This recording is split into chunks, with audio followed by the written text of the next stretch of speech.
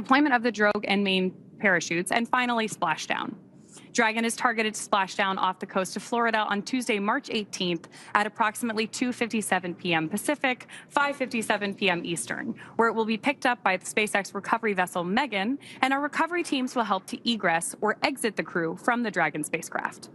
And today on board the International Space Station is the Expedition 72 crew being led by the current space station commander, Alexei Ovchinin of Roscosmos. Last week, NASA astronaut Suni Williams handed over command of the space station to him ahead of her upcoming departure today. Also on board space station is NASA astronaut Don Pettit, as well as cosmonauts Alexei Ovchinin, Yvonne Wagner, and of course, the recently arrived Crew 10 astronauts. Now, just like its approach to the International Space Station, Dragon's departure and deorbit is designed to be fully autonomous, requiring no action from the crew on board. NASA astronaut Anne McClain helped the crew. Freedom, SpaceX on the Big Loop. Final reconfigurations for undock complete and nominal.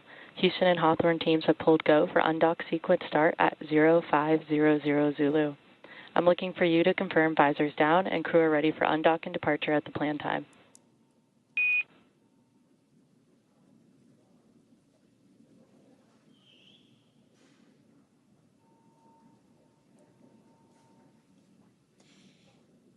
And we did just hear confirmation that the team in Mission Control and the team in Hawthorne did pull go for undocking. We might hear some continued communications. Freedom. Visors are down and we are go for undocking at the planned time. SpaceX copies. Crew are configured for undock. And so that was the voice of NASA astronaut Nick Hague, who is the commander of Dragon, giving the confirmation that they heard the go. So good news, we are continuing to progress down the timeline today for an undocking at 10:05 p.m. Pacific time here in Hawthorne.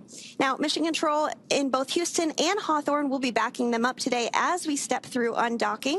And speaking of Mission Control Houston, let's go over to the voice of NASA, Rob Navius at the Johnson Space Center in Houston to talk a bit about how the station crew have been preparing to send the crew home and what we can expect from here until Dragon departs station. Rob?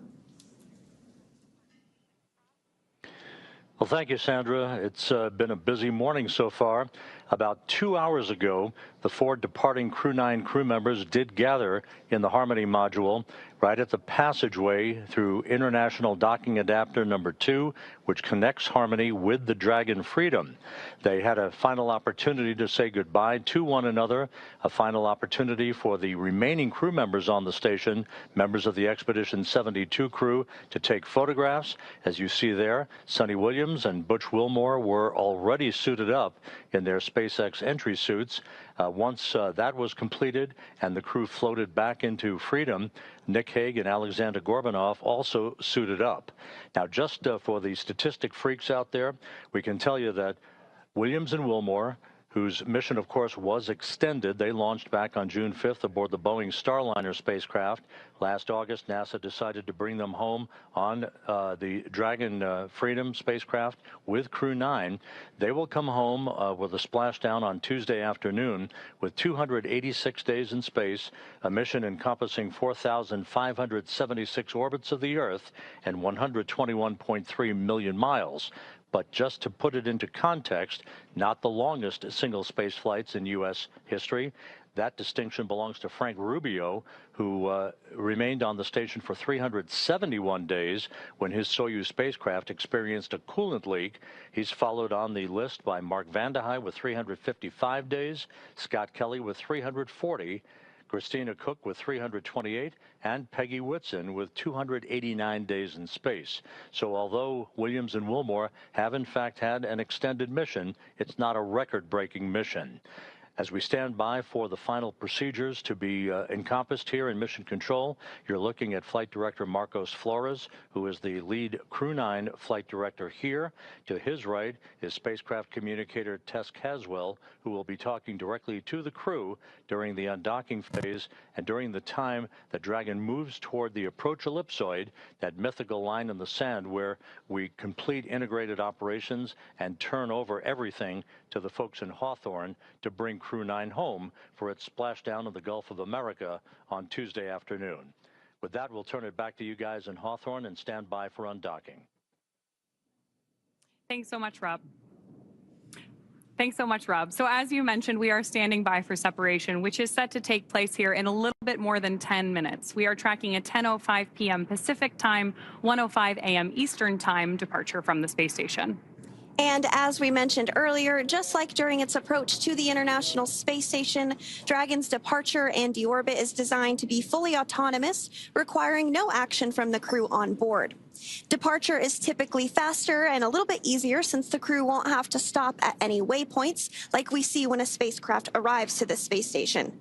Once the undocking sequence is complete, Dragon will use its Draco thrusters to move away from the station in a series of 4 departure burns, which are carefully strategized maneuvers that increase the distance between the spacecraft and the space station. From there, a phasing burn will place Dragon on a trajectory to align it with the splashdown site. At the moment, the crew is suited up as they are during what we call dynamic phases of flight. And we did hear a call out a short time ago for the crew to go ahead and put their visors down ahead of the actual undocking itself. Before they depart the International Space Station, let's take a quick moment to get to know the crew we're bringing home tomorrow for the splashdown rather. U.S. Space Force Colonel Nick Hague is your Crew 9 commander. He was selected by NASA as an astronaut in 2013, and this was his second space flight to the International Space Station and third launch overall. He's spent 171 days in space with Crew 9 and has a career total of 374 days in space. During his mission, he completed a spacewalk with astronaut Suni Williams. That was his 4th spacewalk, earning him a career total of 25 hours, 56 minutes of spacewalking time. Before Crew 9, Hague previously served as a crew member of Expedition 59 and 60 back in 2019. He flew with Alexei Ovchinin and NASA's Christina Koch, so this is actually his 2nd time sharing the space station with Ovchinin. The Kansas native is a test pilot and distinguished graduate of the United States Air Force Academy. Nick spent 5 months in Iraq in support of Operation Iraqi Freedom, and he voluntarily transferred from the United States Air Force to the U.S. Space Force in 2021. And he is an active colonel. His wife, Katie, is a retired U.S. Air Force colonel, and they have 2 sons. NASA astronaut Suni Williams is a mission specialist for Crew 9. This was her 3rd visit to the space station. She originally launched aboard Boeing's Starliner spacecraft and arrived at the space station on June 6th. Following the agency's decision to return Starliner uncrewed, she became an Expedition 71-72 crew member. She logged 286 days in space on this mission. Suni has a total of 608 days in space, earning her the ranking of 2nd most time in space by a NASA astronaut. Former NASA astronaut Peggy Whitson ranks 1st with 675 days in space. Suni conducted 2 spacewalks and has completed 9 over the course of her career, for a total of 62 hours and 6 minutes of spacewalking time. She ranks 4th on the list of cumulative time spacewalking by a NASA astronaut. Previously, she served on Expedition 14 and 15 in 2007, and again with Expedition 32 and 33 in 2012. She is a retired U.S. Navy captain and a proud graduate of the U.S. Naval Academy. Next up is NASA astronaut Butch Wilmore, who is also serving as a mission specialist today. This is his 3rd space flight, and just like Suni, he logged 286 days in space. He conducted 1 spacewalk and has completed 5 over the course of his career, earning him a total spacewalking time of 21 hours, 2 minutes. He's flown on 4 different spacecraft throughout his career: Space Shuttle Atlantis, Soyuz, Boeing Starliner, and now the SpaceX Dragon.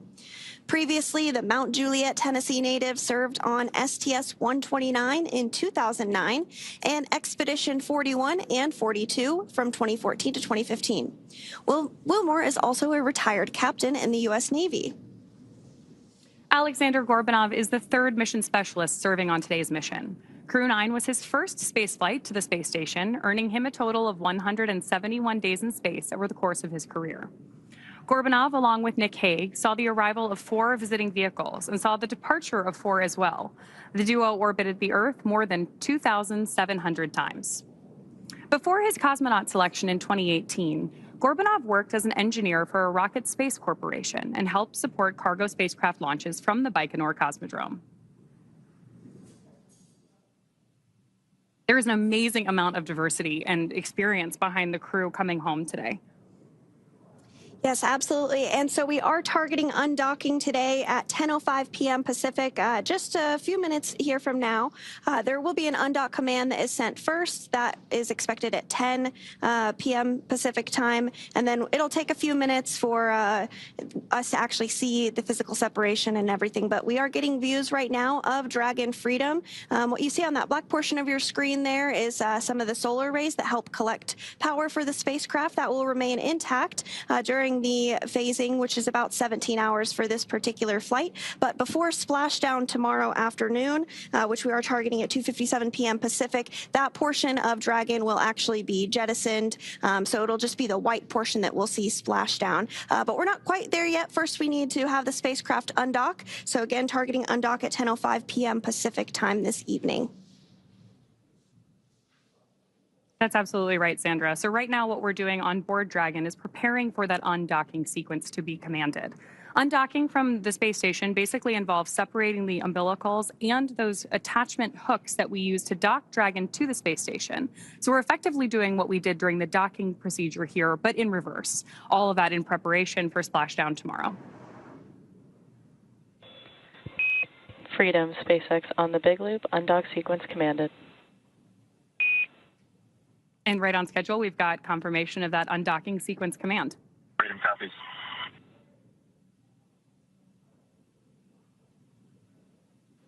Here in Houston in Mission Control, we are now monitoring the demating of the umbilical. This is the mechanism that provided electrical power to the Dragon Freedom during the time it was docked to the zenith or space-facing port of the Harmony module. Originally, Freedom docked at the forward port of Harmony and then back on November 3rd with Williams, Wilmore, Haig, and Gorbanoff on board. Umbilical demate reported to be complete.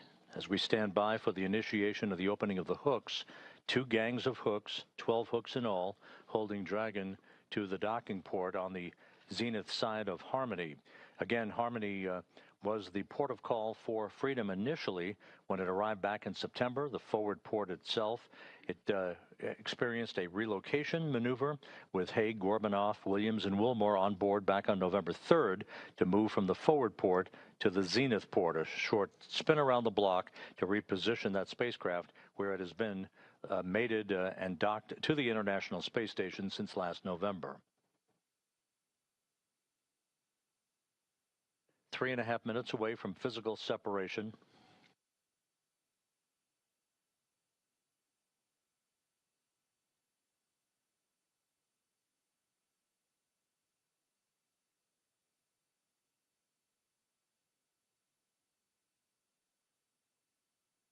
Once the physical separation occurs between Dragon and the docking port on Harmony, it will begin to move above the station at a very slow rate of about 1/10 of a meter per second.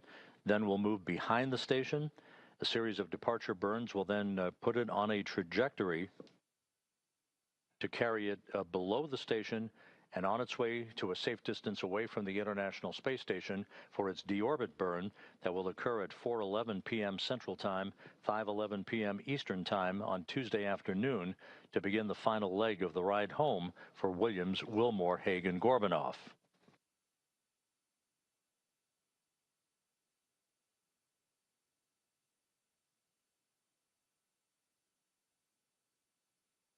Two and a half minutes to go until physical separation. All systems reported to be in great shape. The latest weather forecast off the coast of Florida at the splashdown sites indicates pristine weather for the arrival of the Crew 9 crew on Tuesday afternoon. Open and nominal. The first gang of hooks has opened, standing by for the second. Springs on both sides of the docking interface will push off against one another to initiate that opening rate for Dragon.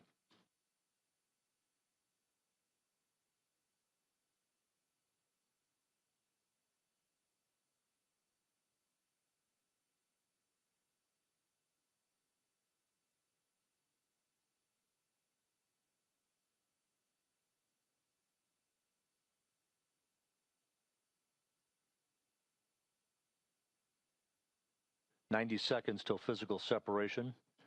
Heading into the home stretch For Williams and Wilmore, the beginning of the end for a 9.5-month mission in space.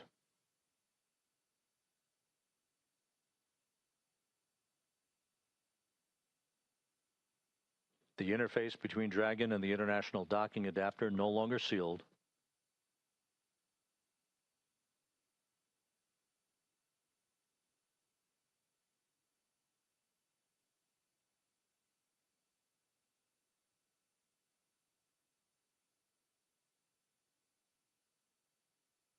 The International Space Station and Dragon flying from southwest to northeast across the Pacific Ocean at an altitude of 261 statute miles.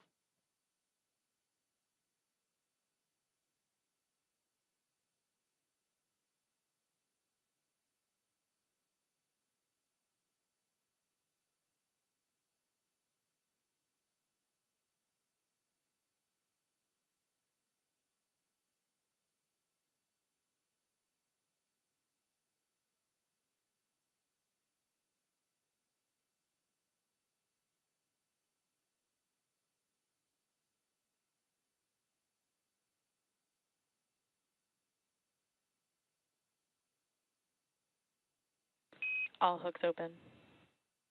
All hooks are open. And undocking confirmed. Freedom is free of its moorings. Suni Williams and Butch Wilmore begin their belated trip Dragon home. Separation confirmed.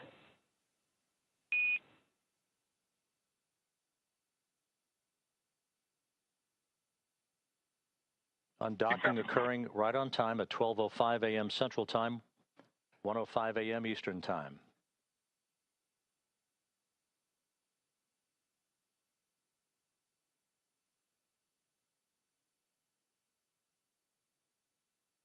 Good motion, good stability on Dragon as it backs away. Freedom, SpaceX on the big loop, depart burn 0 nominal.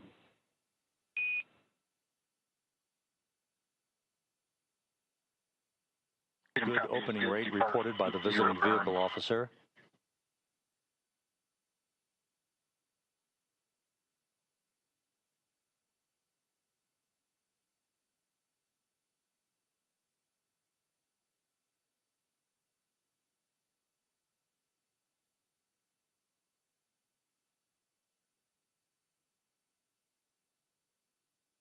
Dragon's attitude control system functioning as advertised.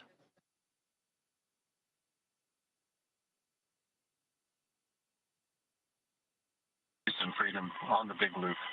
On behalf of Crew 9, I'd like to say it was a privilege to call station home, to live and work and be a part of a mission and a team that spans the globe working together in cooperation for the benefit of humanity. To our colleagues and dear friends who remain on the station, Alex and Vapor Top Grill, we know the station's in great hands. We're excited to see what you guys are going to accomplish, and we'll be waiting for you. Crew 9's going home.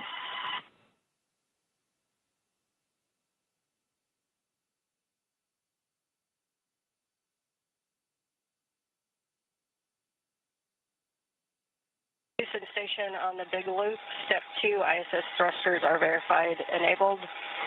To Crew 9, safe journey home. It's been the honor of a lifetime to cross your path up here on Space Station. Your service has been very much appreciated, and we'll miss you, but have a great journey home.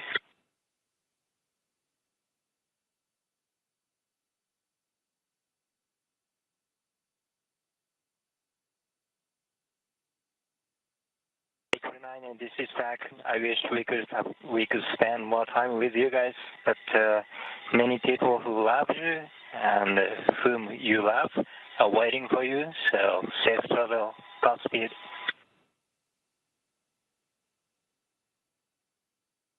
And for crew arrival, we ring a bell in Navy tradition, and for Crew 9, I did a baritone salute as you undocked.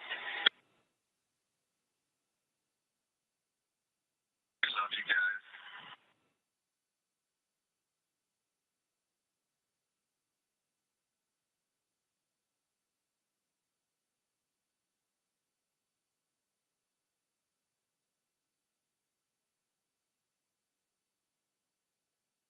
So an exchange of poignant words between the Dragon commander, Nick Hague, as well as the Crew 10 crew, the newly arrived Crew 10 crew members, Anne McLean, Takoya Onishi, and Don Pettit, offering their best wishes and Godspeed for a safe return to Earth on Tuesday afternoon for the quartet aboard the Dragon Freedom.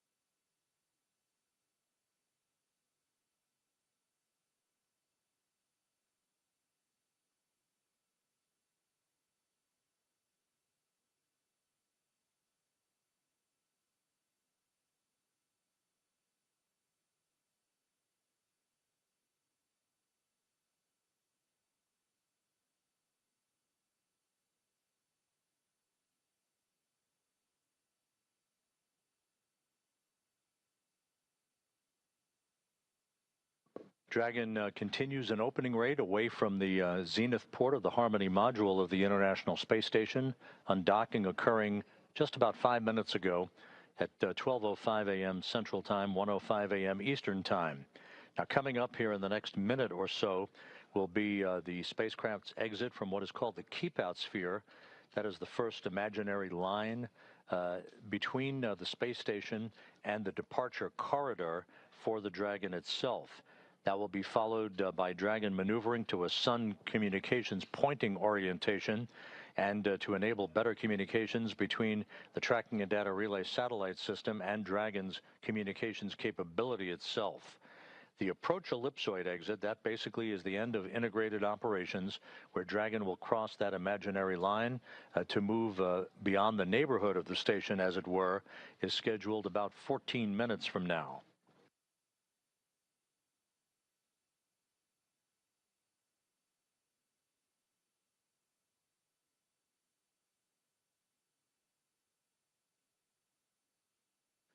The departure one Freedom, burn now SpaceX complete, on the all big nominal. Loop, depart burn 1 nominal. Your go to DOF suits per procedure 4.012. And a final reminder that the big loop will be deactivated following Dragon's exit from the approach ellipsoid.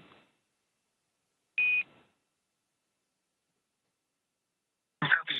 Good depart one burn, and we are go to DOF suits. That's in work momentarily. We'll expect to go off big loop when we get outside the field service. That's a good readback, Freedom. With all the Freedom thrusters operating in perfect fashion, the acknowledgement by the spacecraft communicator in Hawthorne to Commander Nick Hague aboard Freedom that the crew has been given the go-ahead to get out of their entry suits for the time being, get into more comfortable clothing as Dragon continues its traverse away from the International Space Station. This will continue throughout the course of the overnight hours into tomorrow afternoon, a series of pre-programmed maneuvers that will enable Freedom to be in a position for its deorbit burn on Tuesday afternoon. That deorbit burn is scheduled to take place at 4:11 p.m. Central Time, 5:11 p.m. Eastern Time. It'll be a 7-minute, 29-second braking maneuver to enable Dragon to slip out of orbit. Its velocity slowed by 53.2 meters per second, enabling it to begin its high-speed entry back through Earth's atmosphere and a parachute-assisted splashdown off the Gulf of Mexico and the Gulf of America at 4:57 p.m. Central, 5:57 p.m. Eastern Time.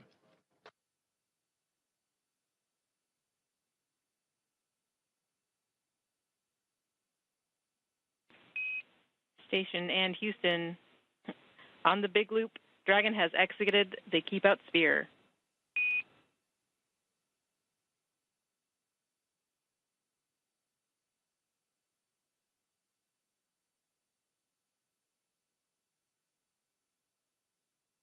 Station copies.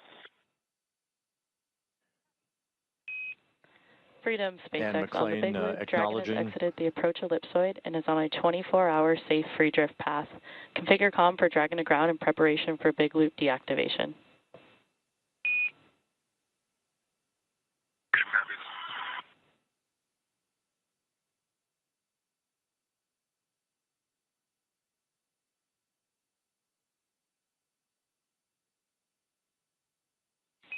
I'm Freedom, SpaceX on the Big Loop. Premature call. We have exited the keep out sphere, but are still in the approach ellipsoid.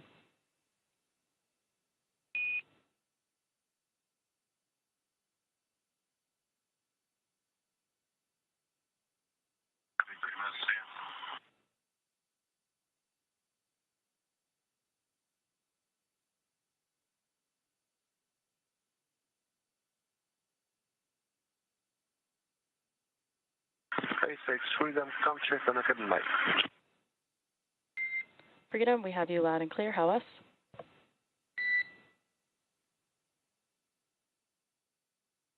With Dragon having crossed the keep-out sphere, next major milestone will be the exiting of the approach ellipsoid to depart the neighborhood of the station. With that, we'll toss it for the moment back to Hawthorne and Veronica and Sandra. Thanks so much, Rob. As Rob just mentioned, we are now waiting for Dragon to exit the approach ellipsoid, also known as AE, which is another imaginary shape, this time a three-dimensional ellipsoid measuring 4 kilometers by 2 kilometers by 2 kilometers, in the same family as the keep-out sphere. It's one of several safety zones set up to govern visiting spacecraft, either arriving or departing the station. Before moving into the keep-out sphere or the approach ellipsoid, spacecraft have to be configured where they would not cross the imaginary boundary for a set period of time, even if the spacecraft lost all maneuvering. That's right. And that approach ellipsoid, once we get past that milestone, will be something that we call the end of integrated operations. And integrated operations means that we are talking to each other on the big loop. So we did hear those communications back and forth. The big loop is essentially not only the crew on the International Space Station, the crew in Dragon, but also both Mission Control Houston and in Hawthorne. Hence the name, the Big Loop, because they're all working together to make sure that they have common communications during some of these dynamic portions of flight. So again, we are standing by for approach ellipsoid exit at 10:24 p.m. Pacific time. And on your screen there, we are getting a view of Dragon from the International Space Station, now quite a bit smaller than when we just saw a few minutes ago, undocking at 10:05 p.m. Pacific. Also in the line of sight there, we have a small view of the Canada arm, which is a robotic arm that helps do some maneuvering and is utilized a lot during spacewalks on board the International Space Station. So to recap, the hatches between the International Space Station and Dragon were closed earlier today at 8:05 p.m. Pacific, 11:05 p.m. Eastern.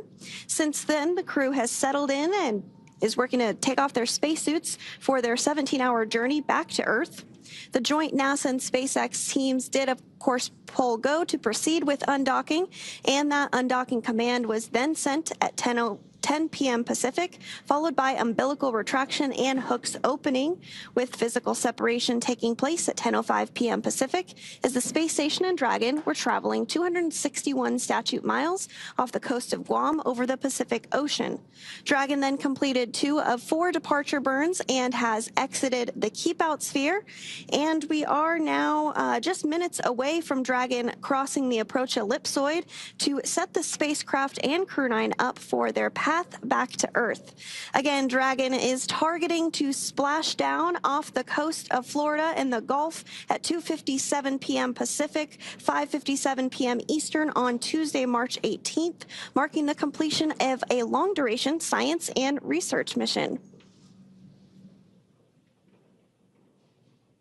Great views right now on your screen of Mission Control here in Hawthorne, California.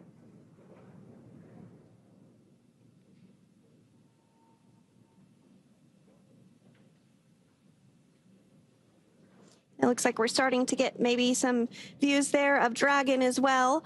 These views are being controlled by one of the flight controllers in Mission Control Houston called Cronus, and they help to make sure that the cameras are in position to view not only visiting vehicles that are arriving and departing, but also help to ensure that cameras are in position to get great Earth views, ensure that perhaps if we're flying over a natural disaster like a hurricane or a wildfire, they are ensuring that those great cameras on board the International Space Station are being put to good use to capture all of the science and research that we can aboard the microgravity laboratory. And, you know, fun fact, actually, the International Space Station will be celebrating 25 years of continuous human presence this November. So if you are younger than 25 years old, you have never known a day in your life where there was not a human being living and working aboard the International Space Station. That is so cool to me. It's just this amazing step forward for human exploration in space. And with that, we're going to check back in with Rob Navius at the Johnson Space Center one more time. Go ahead, Rob. Thank you, Sandra. You mentioned that continuous presence on board the International Space Station. We are approaching the point of the approach ellipsoid exit, which will mark the end of integrated operations with the International Space Station and the flight control team here in Houston. Just a reminder, on board, 7 crew members representing 3 nations: Alexei Ovchinin, the station commander, and his Roscosmos colleagues Ivan Wagner and Kirill Peskov, Anne McLean, Nicole Ayers, and Don Pettit of NASA, and Takoya Onishi of the Japan Aerospace Exploration Agency. Ovchinin, Wagner, and Pettit are next up to depart the station on April 19th. They are scheduled to return home to the steppe of Kazakhstan and a parachute-assisted landing on April 19th U.S. time, April 20th in Kazakhstan. Before that happens, another NASA astronaut, Johnny Kim, along with 2 Roscosmos cosmonauts, will be launching from Baikonur on April 8th as that continuous presence of researchers on board the International Space Station continues unbroken. Sandra?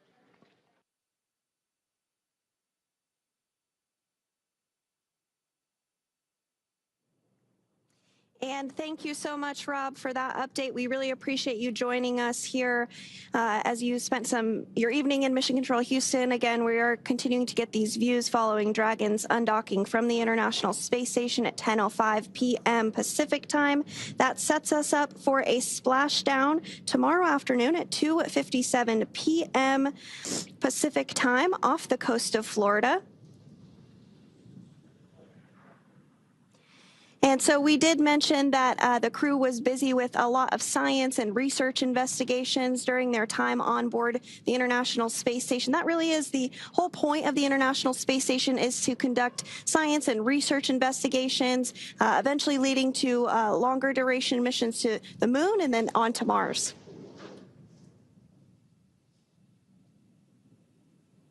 We're, of course, standing by for any further communications from Crew 9 on board Dragon Freedom at this time.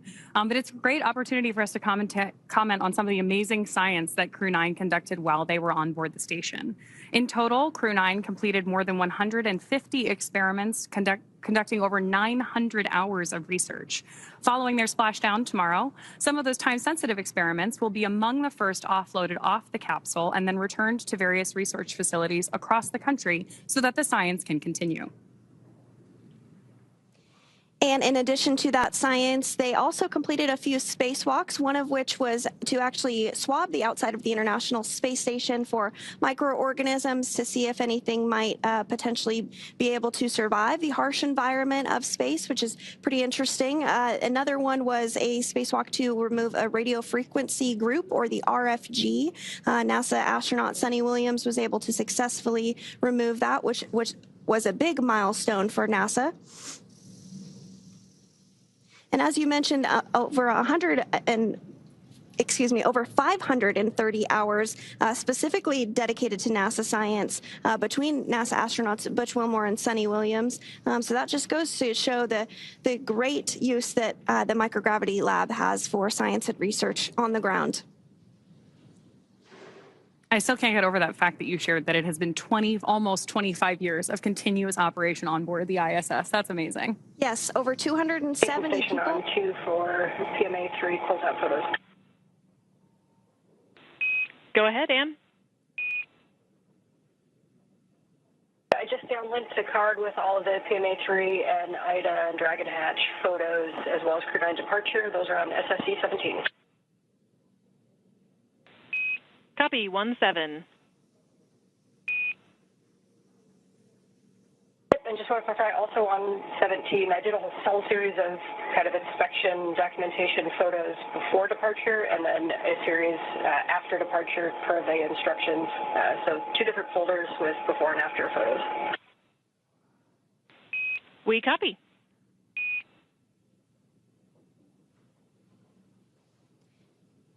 And that was the voice of NASA astronaut Anne McClain, who is still on board the International Space Station, stepping through procedures with the ground to wrap up after undocking, taking some photography of the hatch that the team on the ground will inspect, make sure everything checks out just fine. So we are awaiting the confirmation that Crew Dragon Freedom has exited the approach ellipsoid. We're expecting that here in just a couple of seconds here, really. So we might hear that call out here shortly. And again, if you're just joining us, the approach ellipsoid is a three-dimensional ellipsoid measuring 4 kilometers by 2 kilometers by 2 kilometers in the same family as the keep-out sphere. One of the key differences with the AE is that vehicles outside of it have to be on what we call a 24-hour safe free drift trajectory, which means that the spacecraft would not cross into the approach ellipsoid for at least 24 hours again, even if it lost all maneuvering.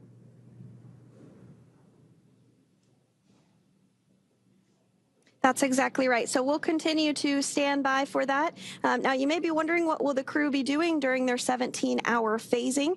You did hear the call out earlier that they had to go to doff or take off their spacesuits. So they'll get settled in, have the opportunity to have a meal, and try and get some sleep before their targeted splashdown off the coast of Florida tomorrow afternoon at 2:57 p.m. Pacific time tomorrow afternoon. So we are looking forward to seeing them splash down off the coast of Florida tomorrow. So continuing to stand by for that approach ellipsoid exit. Should be hearing the call out any moment now. And that will really end the portion of integrated operations between the Space Station, Dragon, Hawthorne, Mission Control, and Mission Control Houston as well. Freedom, SpaceX on the Big Loop. Dragon has now exited the approach ellipsoid and is on a 24-hour safe free drift path. Please make sure that comm is configured for Dragon to ground.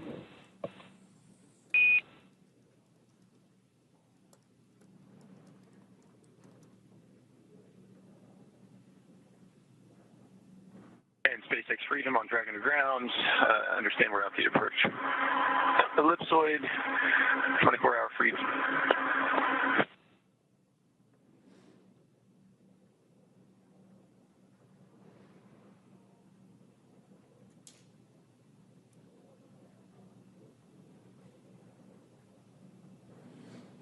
Good confirmations there, both from Mission Control and Dragon.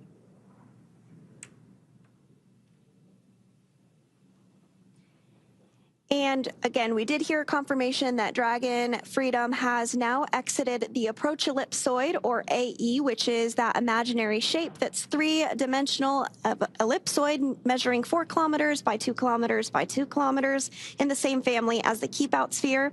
So one of the key differences with the AE is that vehicles outside of it have to be on what we call that 24-hour safe free drift trajectory.